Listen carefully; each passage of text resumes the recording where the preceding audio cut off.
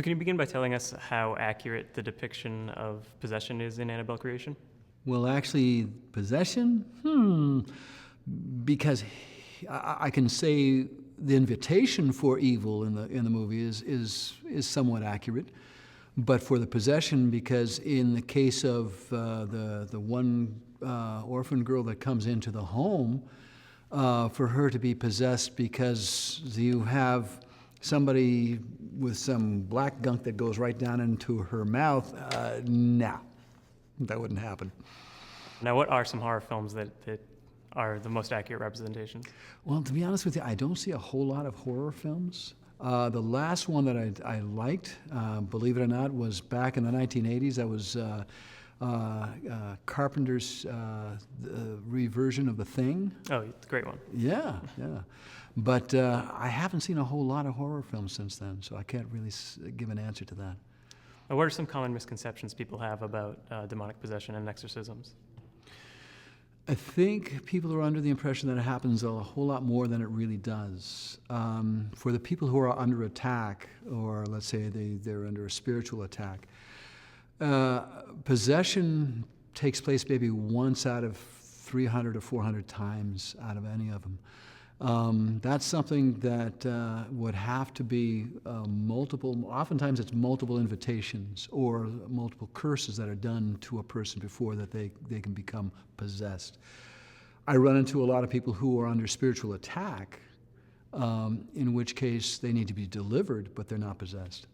What's the first course of action you take upon learning of somebody being afflicted?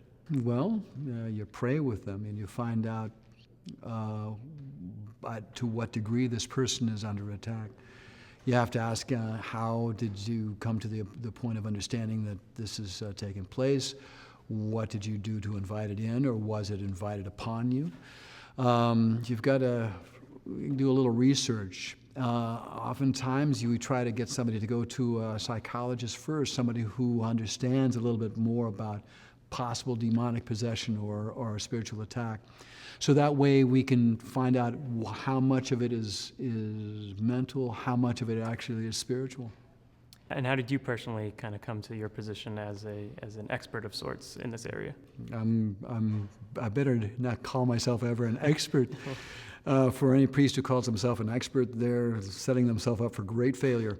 But I began doing deliverance ministry when I was in my last year in the seminary, assisting other people, taking courses or workshops from different priests, but then getting involved with a program that was here in the United States for priests to train to become exorcists. I myself am not an exorcist, but I do assist in this program to train priests to become exorcists. And to wrap up, why do you think people who have an interest in the subject should check out Annabelle creation?